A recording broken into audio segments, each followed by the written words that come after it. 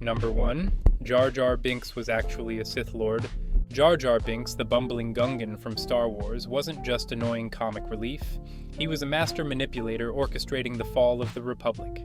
According to this theory, every clumsy stumble and innocent mistake was calculated deception, hiding one of the galaxy's most dangerous Sith Lords. Consider his impossible survival rate during the Battle of Naboo. Jar Jar accidentally destroys battle droids with moves that defy physics and probability. He swings on cables, trips over debris, and somehow emerges victorious every time. These aren't lucky accidents. They're force-guided combat techniques disguised as slapstick comedy.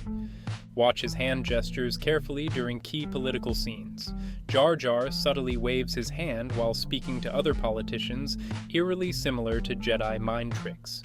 His rise from outcast to senator happens suspiciously fast, and he's always present during crucial decisions that benefit Palpatine's rise to power. The most damning evidence? Jar Jar literally hands Palpatine the emergency powers that destroy the Republic. In Attack of the Clones, he proposes the motion that grants Palpatine unlimited authority. For someone supposedly naive about politics, he sure knows exactly how to dismantle democracy. Number 2. Moana actually dies in the storm. Here's where things get spiritually heavy. Early in Moana, our brave heroine faces a massive storm that wrecks her boat and seemingly kills her. But what if she actually did die, and everything after is her soul's journey through the afterlife? Once you consider this possibility, the movie's supernatural elements make perfect sense. Moana survives encounters with lava demons, battles gods, and travels through mythical realms without sustaining any real injuries. She operates by spiritual rules, not physical ones. The ocean itself becomes her guide, not just water, but a conscious entity helping her navigate the spirit world. Maui represents the trickster guide found in many afterlife mythologies, testing her worthiness before helping her complete her mission. When Moana finally restores Te Fiti's heart, it's symbolic of healing the spiritual wound that caused her death. The goddess bringing her back to life on the shore isn't resurrection, it's her soul finally finding peace and moving on to whatever comes next. Number 3. The Joker is a war veteran. The Dark Knight's Joker is terrifying precisely because we don't know his origin story. However, his skills reveal everything we need to know.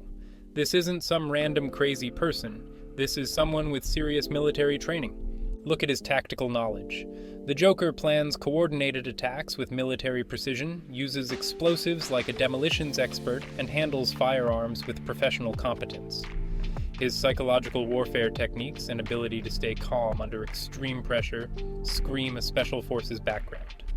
Then there's his comment to Harvey Dent. Nobody panics when things go according to plan, even if the plan is horrifying. If tomorrow I tell the press that a gangbanger will get shot or a truckload of soldiers will be blown up, nobody panics.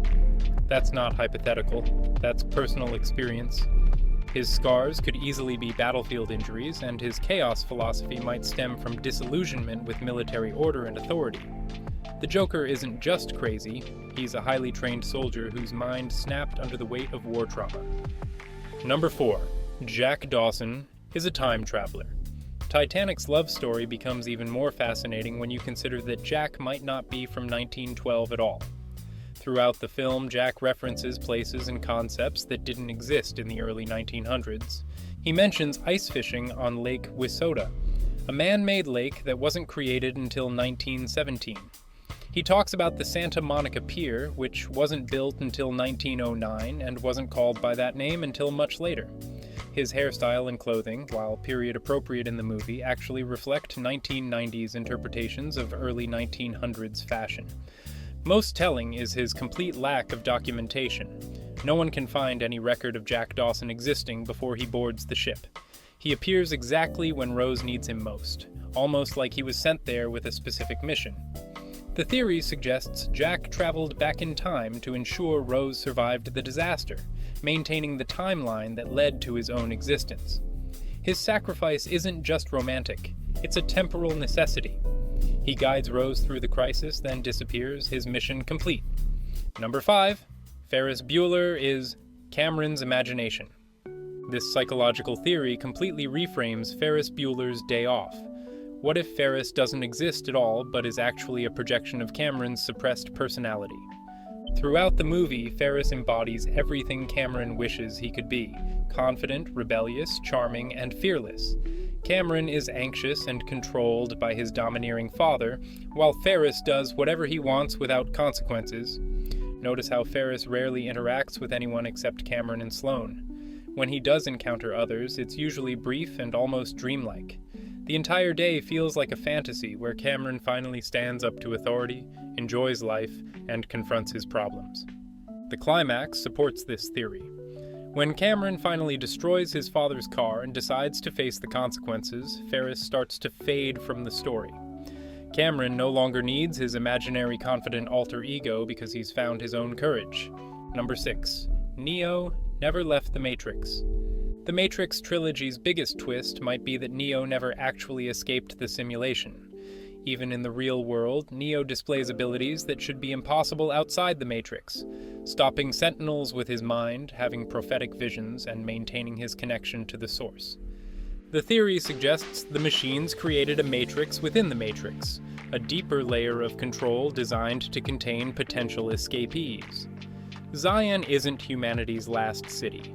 It's another program designed to give rebels the illusion of freedom while keeping them trapped. This explains the cyclical nature of the prophecy. The architect mentions this isn't the first one. It's a repeating program designed to collect and control those who reject the primary simulation. Neo's rebellion was always part of the plan, just another level of machine control. Number 7. Every Pixar movie exists in one connected timeline. This theory connects every single Pixar film into one massive interconnected universe spanning thousands of years. The timeline begins with Brave in medieval Scotland, where magic first enters the world through the mysterious witch and her shape-shifting abilities. Fast forward several centuries, and that magical influence has created intelligent life forms like the highly organized insects in A Bug's life. The magic continues evolving, eventually giving birth to artificial intelligence that explains the sentient toys in Toy Story and the talking cars in Cars. Humans become so dependent on technology that they destroy the planet, forcing them to abandon Earth entirely in Wall-E. After humans disappear and Earth recovers, animals become the dominant species, explaining the advanced underwater civilizations in Finding Nemo and the sophisticated animal societies in Ratatouille. The theory concludes with Monsters, Inc., set in the far future where these evolved animals have become monsters. They've discovered time travel through magical doors, using them to journey back to when humans existed, harvesting energy from children's screams and laughter. The final twist? Boo from Monsters, Inc. becomes the time-traveling witch from Brave, spending centuries searching through time to reunite with Sully,